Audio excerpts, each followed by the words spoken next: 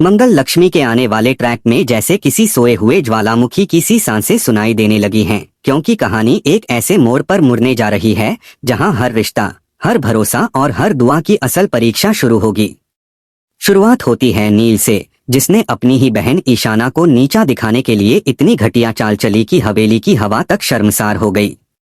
उसने अपने दोस्तों के सामने ईशाना को बदनाम करने की योजना बनाई और ताकि कोई बीच में न आए, इसलिए उसने अपनी मां मंगल को कमरे में बंद कर दिया। लेकिन मंगल वह औरत है जो बंद दरवाजों से नहीं डरती।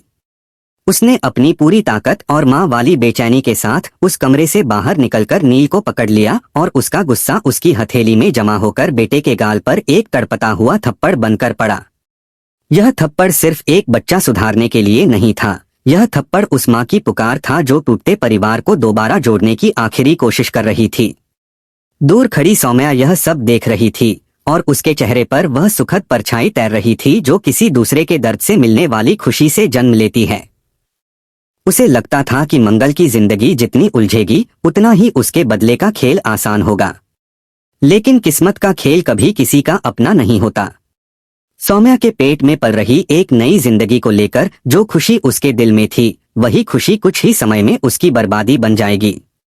सौम्या प्रेग्नेंट है, लेकिन वह इस बच्चे को बड़ा होते हुए कभी देख नहीं पाएगी।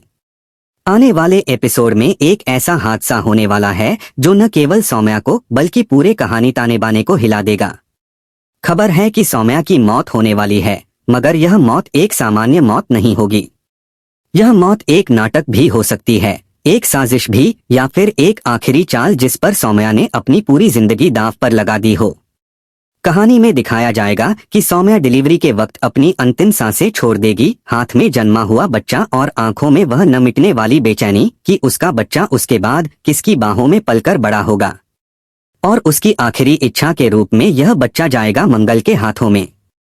मंगल जो पहले ही 3 बच्चों की जिम्मेदारी उठाए बैठी है, ईशाना, नील, अक्षत, अब उसकी जिंदगी के दरवाजे पर एक और मासूम दस्तक देगा जो उसकी कोख का नहीं लेकिन किस्मत का बच्चा होगा।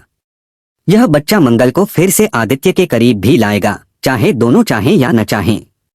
जिम्मेदारी का बोझ उन्हें मजबूर करेगा कि वो फिर से एक छत के नीचे रहें, एक नाजुक बच्चे को संभालने के लिए जिसकी मौजूदगी उनकी टूटी हुई कहानी पर एक नया अध्याय लिख सकती है।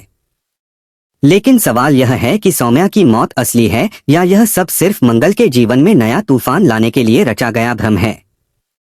क्या सचमुच सौम्या इस दुनिया से चली जाएगी या वह परछाई बनकर हर कदम पर मंगल और आदित्य की जिंदगी में जहर घोलने के लिए लौटेगी?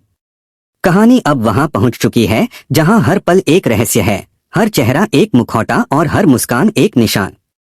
आगे जो भी होगा वह सिर्फ मंगल की नहीं, पूरी हवेली की किस्मत बदल देगा।